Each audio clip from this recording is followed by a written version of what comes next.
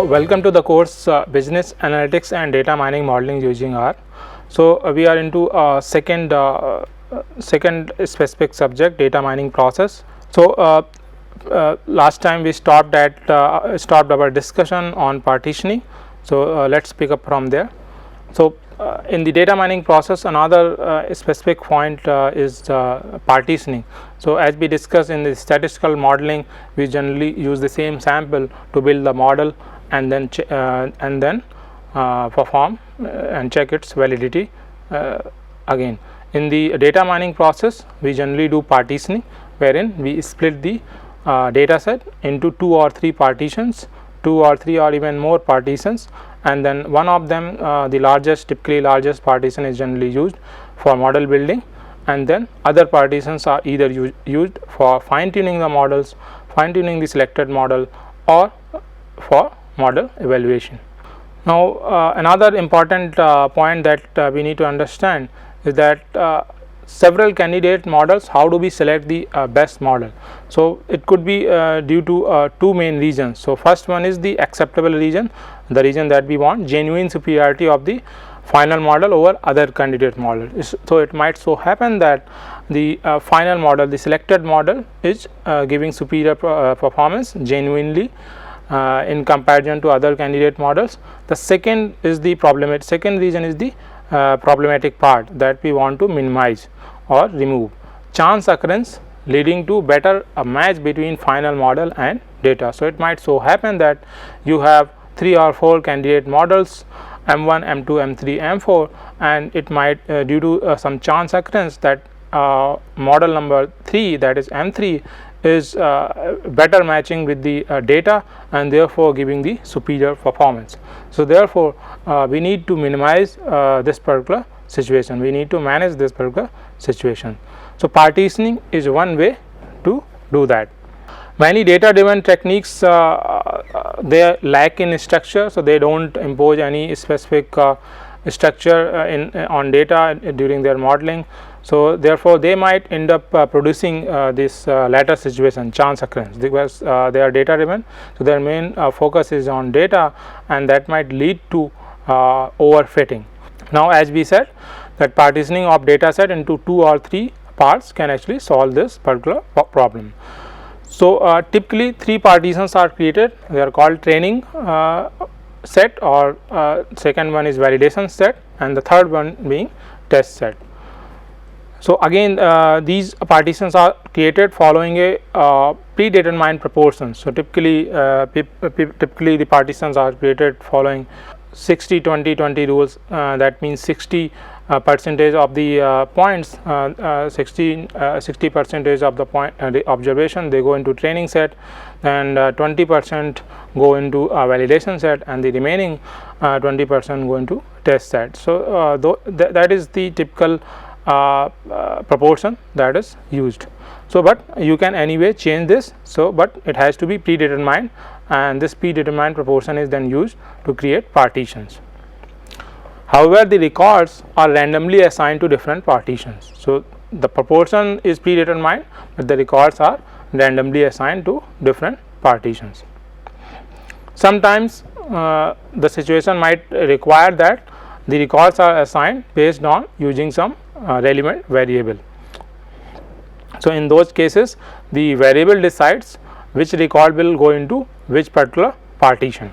Now let's discuss the role of each of these partitions. The first one being training partition. So usually this is the largest partition, and this is used to the same partition, the same sample is actually used to build the candidate models. So different models that you can think of to tackle your classification prediction task can be used. Then the second partition is the validation partition. So in this particular partition is actually used to evaluate candidate models, or sometimes we also use this particular partition to fine tune and improve our model. In those situations when we use validation partition to fine tune or improve our model, validation partition also becomes part of model building. So therefore it might create a bias in the model evaluation if this particular partition is used for the evaluation purposes. Therefore in those cases test partition becomes mandatory to evaluate the final model, and that is the role of test partition, to evaluate the final model.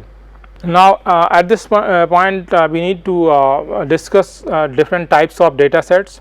So till now the partitioning related discussion that we just did, it is mainly applicable to cross sectional data. Now what different types of data sets are generally used in the statistical modeling or data mining modeling. So let us discuss. So first one being cross sectional data. So cross sectional data are observations on variables related to many subjects. So variables could be related to individuals, they could be related to firms, industries or countries, regions, and there are many variables, and there could be many subjects. Now they are observed at same point of time. So a snapshot kind of snapshot is taken. So let us assume our data set to be a cylindrical pipe. So our variables, observation on variables related to many subjects, they are taken at a cross section. So let us see, this is the point. So all the observations on different variables V1, V2, V3, V4 for different subjects, they are taken at same point. So this is called cross sectional data. Now generally when we do a cross sectional analysis, generally unit of analysis is also specified, though the variables might be on different subjects, individual firms, but there has to be unit of analysis, because the different observation that we are going to record, they are going to represent a distinct subject. For example, if we in our sample, if we have, so let us say we have this sample and we have different variables in the column side, and in this side we have different observations. So each observation represents a distinct subject. For example, if the unit of analysis is individual, so therefore each observation will represent an individual. If unit of analysis is firm, then each observation will represent a firm, even though the variables V1 and V2, V3, V4 could be on different subjects. Now the main idea when we do cross sectional analysis is to compare differences among the subjects. So when our unit of analysis is individual, we are trying to compare some differences that are arising out of differences among those individuals, or if our unit of analysis is firm, then we are trying to study some and compare differences that are there among firms. Now second type of data is time series data. Now in time series data, observations on a variable, so related to one subject. So in time series data we don't deal with many subjects, there is just one subject, and observation on a variable related to that subjects are actually taken. Now observation, this particular variable is observed over a successive equally spaced points in time. So each observation represents a distinct time period. So in time series we have the same subject, let us say this is the variable related to the subject 1, and at equally spaced times the observation would actually be made. So observation are on the same subject, one subject, and observed over a successively equally spaced points in time, each observation representing a distinct time period. So now again here also that this unit of time could be different, it could be days, weeks or years or month. So based on that equally spaced points in time, the observations are recorded. Now the main idea in time series analysis is to examine changes in subject over time. So in this subject, changes are examined over time. Now, another type of data set that you may come across is the panel data. Sometimes it is also called longitudinal data. So, panel data in a way takes different features of cross sectional data and time series data. So, observations on variables related to same subjects over a successive equally spaced points in time are taken. Now, the main idea in panel data analysis is to compare differences among the subjects and to examine changes in the subjects over time. So, in a way panel data can also be understood as cross sections with time order. So, if we go back to our this cylindrical tube for a data set, let us say this is another cross section, this is another cross section. So, all these cross sections with different equally spaced successive equally spaced times can actually be used for panel data analysis. So, you have many variables here, could be V1 to V4 in all cross sections, and they have a definite time order. So, we are trying to study the same subjects, so therefore same variables, and we are taking different cross sections. Now, another type of data set is called pooled cross sectional data. So, observation on variables related to subjects at different time periods. So, you take observations, but these observations on subject, but these subjects need not to be same. So, they could be different, but the observation are made at different time periods. So, what is the main idea? So, main idea is to examine the impact on subject due to environmental changes caused by some policy intervention or some event. So, for example, population census, that is one example of pooled cross sectional data, wherein in India generally the population census happens in 10 years.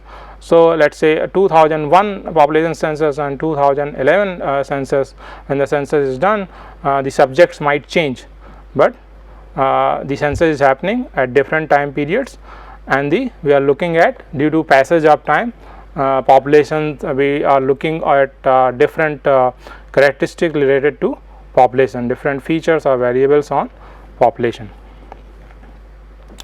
So, again pooled cross sectional data can be understood as independent cross sections from different time periods. So, let us say this is for pooled cross section data.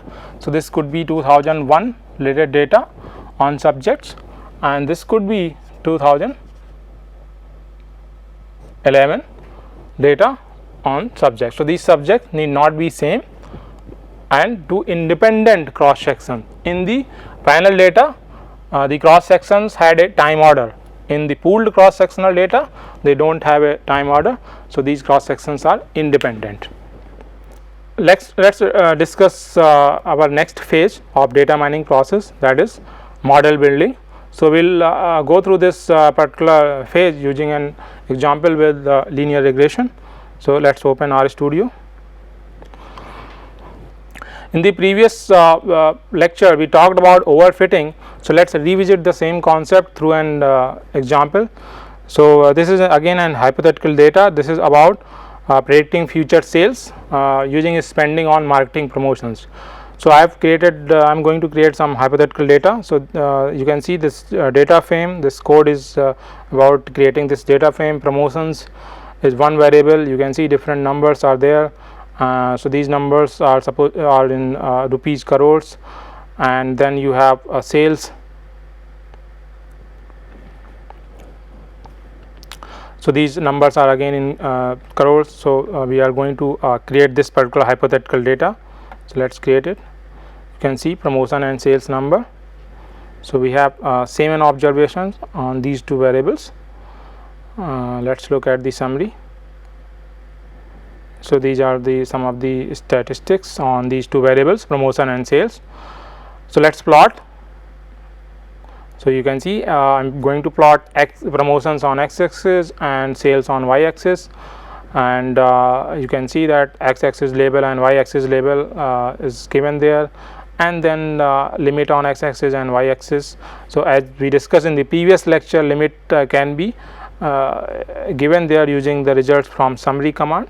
You can see the most of the values, some minimum in promotion is 2 and maximum is 9. So, therefore, most of the value will lie in the range of 0 to 10. So, that is why I have given this x limit as 0 to 10. Similarly, for y limit. So, we can plot this. This particular in the plot, this particular symbol that you might see, this was actually supposed to be a symbol for rupees. Maybe in this system that particular symbol is not supported. So, therefore, it is coming as garbage in this case. But if we look at the data, so this is sales versus promotions, as you can see. So, looking at this data, we can try to fit different models which can actually help us understand the relationship between sales and promotions. But because we are doing a business analytics course, so our idea is not just to understand the relationship, but to understand relationship and use them in a fashion so that we can improve our predictions. We can do some predictions. So, therefore, if we try to fit some complex model, let's say let's try to fit a cubic curve. You can see that in the plot. This is a cubic curve that we have tried to fit here. So, if you look at this curve, so supposing this being a complex function which we are trying to fit over data, and this is leading to perfect 100% fitting, 100% match. So, therefore, this is in a way causing overfitting in the model. You can see it is hard to imagine when you increase your promotions, spending on promotion from 4 crores to 5 crores, and the sales is actually dropping. So, that kind of relationship is difficult to imagine, but this is just an example how a complex model, if it is fitted on data, it can lead to overfitting. A better model could be this particular line. You would see most of the observation, they are close to this line, and this line could be the better model for these observations and this sample.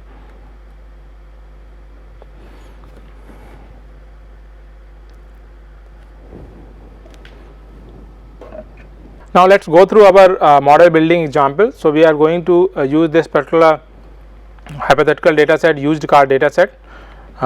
It is actually based on the many posts related to used car sales that are made online, but mainly it is a hypothetical data. So, let us load this particular file, this particular library,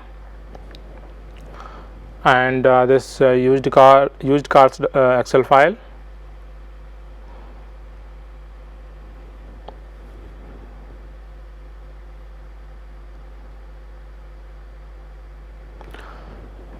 You would see that this one DF has been created with 79 observations, and right now it is showing as 12 variables, but it is actually some deleted columns in Excel that have also been picked up by R as variables, even though there is no data. Those columns have been deleted. So, for that we have this particular code which will actually help us remove those deleted columns from Excel. So, that is why we have this particular line. So, it will actually remove those two variables. You can see now in the environment section we have 79 observation with 10 variables. Those two variables were actually deleted columns in Excel file. Let us look at the variable names. So, these are the variables. We have brand of the car, model of the car, then we have manufacturing year of the car, then we have fuel type, whether it is petrol, diesel or CNG. Then we have SR price, which is actually showroom price for the car. Then we have kilometers accumulated. So this is the related to another variable related to car. Then a price, the offered price for the used cars. Then the we have another variable on transmission, whether it is automatic or manual. Then we have another variable on owners, so the number of owners who have actually had the ownership of the car in its lifetime. And then airbag, number of airbags that are there in the car. So you would see that some of the many of these variables are directly relevant in a sense to predict the offered price of a used car. So what we are trying to the task that we are trying to perform here is prediction of offered price for used cars using these variables. You would see accumulated kilometers and the age of the car, which can be computed using the manufacturing year, the transmission type, number of owners. So these are some of the variables which could be relevant in terms of making our prediction task related to offered price. So let's look at the first 9 records.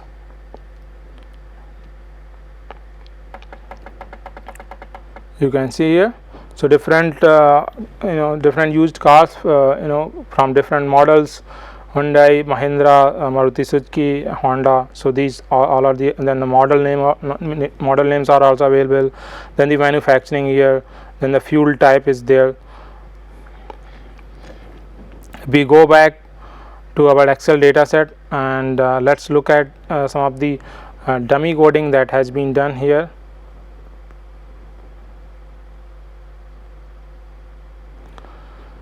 You would see that the fuel type, it has been indicated as petrol. For petrol it's 0, then for diesel it's 1, and for CNG it's 2. Then you have another per transmission, 0 means manual and 1 means automatic.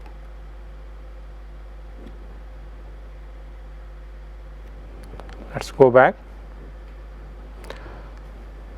So again, for outlier, during our discussion on outliers, we talked about that sorting can also help in terms of outlier reduction. If there is some value related to some variable, some measurement which looks out of place, which doesn't seem to be real, then that can be found out using sorting. So let's do that. So we have picked up these 3 important variables: kilometers, showroom price, and the manufacturing year. So in this particular case, everything looks okay, but sometimes some value might look like out of place. It could be due to typing error or something else. So that can be easily identified, and that value can then be handled. Then, as we discussed, age could be another important variable in terms of predicting the value of a used car. So let's compute this particular variable. So you can see the current year, if it is if the current year is let's say 2017, then if we subtract it by manufacturing year, so we would be able to compute an age. Let's add it to the existing data frame.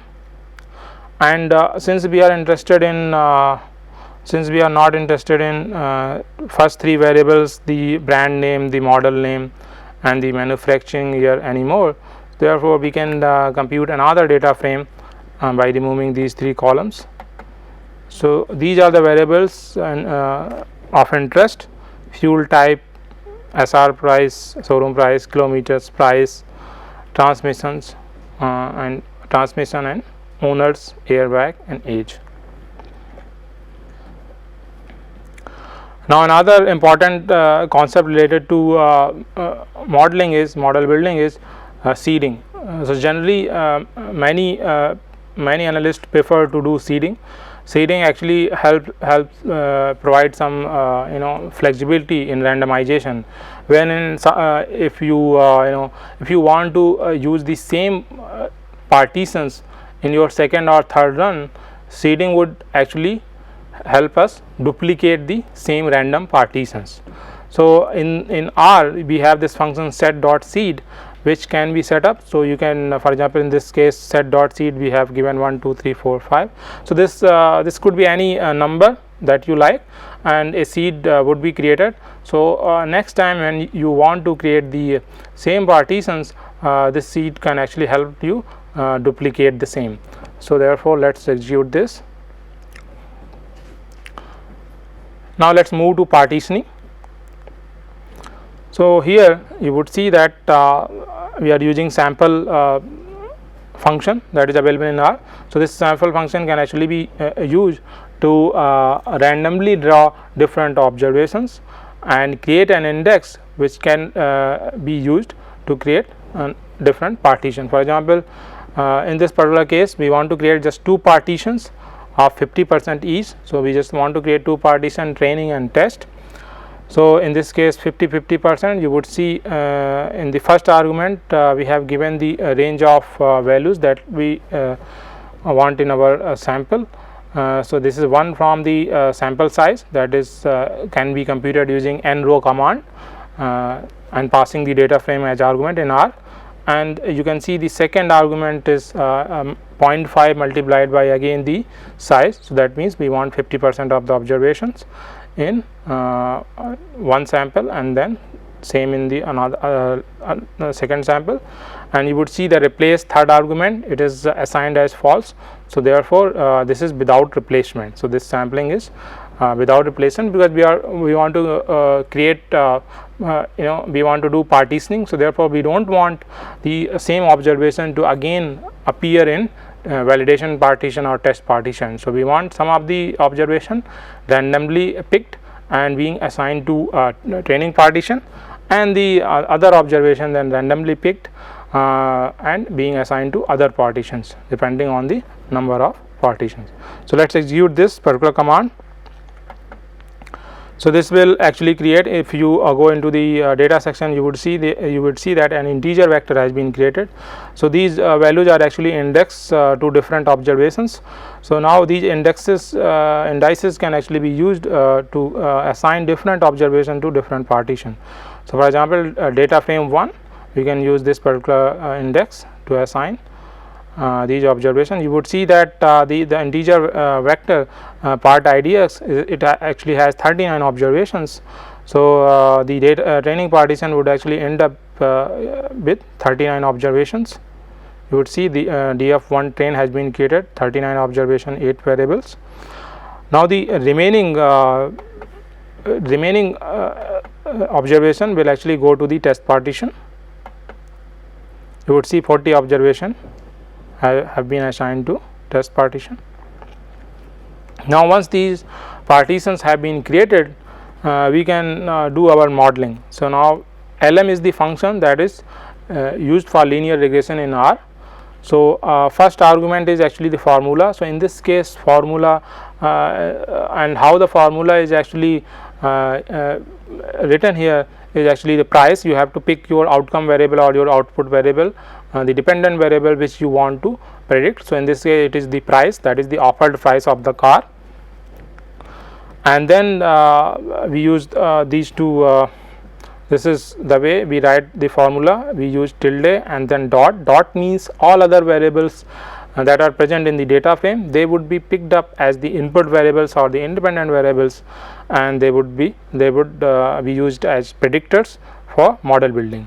Now you would see that generally a dollar notation is used with the data frame, but in this case, because this is the way LM is implemented, you can mention the name of the data frame in another argument and the name of variables in the formula. So it will be taken, other things will be taken care of within the LM function.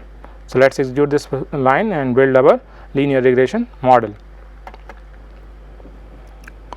You would see again in the values section and environment section, and again values subsection have been created. You would see a mod has been created, list of 12. Let's look at the summary. In the summary you will get the results of your regression analysis. You can see the formula, you can see the residuals, some statistics related to residuals, their min and max value, median value and other things. Now let's focus on this coefficient parts. You would see different predictors, fuel type, SR price, KM transmission, their estimates are given, and you would also see that p values are given. You would also see in the result page that significance quotes are also given. For example, 0 for 100% kind of significance, more than 99.9% significance 3 stars are used, and 99.9% confidence interval 2 stars are used, and then for 99 1 star, and then for 95 dot is used. So these are the notations. So in this case we see 3 relationship having 2 star and 1 star. So you would see the constant term and the fuel type and the showroom price, and you would see a dot in the age as well. So these 4 variables. So if we look at the main variables excluding and constant term, fuel type, SR price, and the age of the variable, they are the main variable which are helping us in determining the offered price. Other statistics related to this regression modeling are given. For example, multiple R square and adjusted R square is given, which seems to be close to 61%, which is good enough. Now you would also see from the F statistics that this particular model is significant. So therefore we can go ahead and interpret the results. So now let's look at how this model is going to perform over other partitions. So let's first see. So this mod fitted values, there are some values that are written from the LM function. So one of them is being fitted values. So we can compute the residuals using these fitted values. More discussion on regression analysis we will do in a later lecture. In this particular example, we are just going through the data mining modeling process. So let's compute the residuals. Let's look at the actual value, predicted value, and the error part. So these numbers you can see now. What was the actual value and what was the predicted value and what was the error, which is the difference of these two. Now similar thing can be done on the test partition. So we have predict function that can actually help us in scoring the test partition. So in the predict function, first you need to pass on the model, that is mod in this case, and then the test partition is the second argument which has to be passed on, so that we can find and do the scoring of test partition. So let's execute this line. You would get the numbers. Let's again compute the residuals for a test partition. Let's look at the numbers, again a similar kind of output. Now we have another library that we need to load to see some of the metrics for evaluating the performance of the model. So R minor is one particular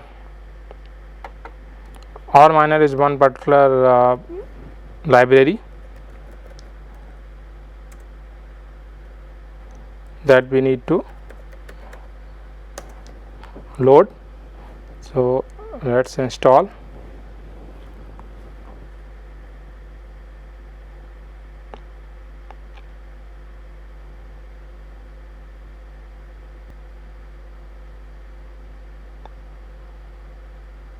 So we need to load this particular library R minor to be able to use some of the metrics.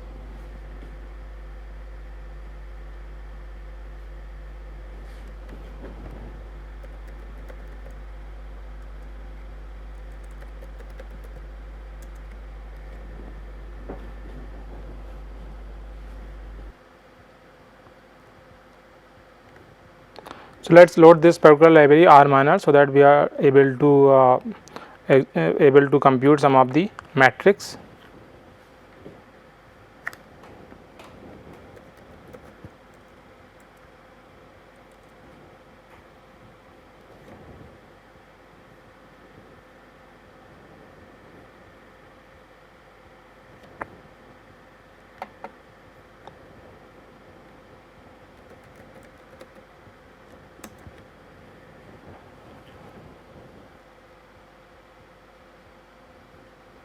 So let's load this particular library R minor to be able to use some of the metrics for our model evaluation.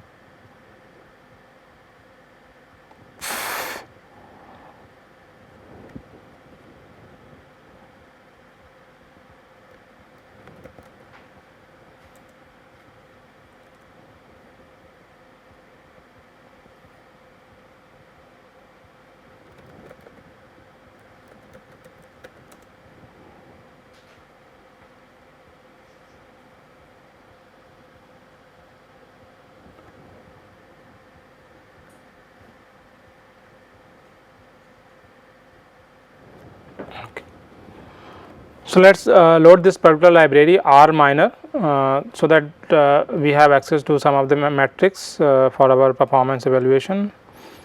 So, let us load this. Now, this is the function m metric, and we are first argument that we are passing is the price, that is the actual value, and then the mod train, the residual value, and then we are going to compute these three metrics SSE, RMSE and ME. More discussion on metrics we will do in a later lecture. So, let us first compute this. So, we have this m metric function in R minor that can be used to compute the metric SSE, RMSE and ME. More discussion on these metrics we will do in a later lecture. First argument is the price, the actual values. The second argument is the fitted values. So, let us execute this particular code. So, these are the numbers we can see SSE, RMSE and ME values there. Similarly, we can compute for the test partition. Again you would see the numbers there. So, this is how the numbers of training partition and test partition, then they can be compared, and the performance of the model can then be assessed how well it is doing. So, we will do more discussion on this when we come to our regression analysis lecture. Thank you.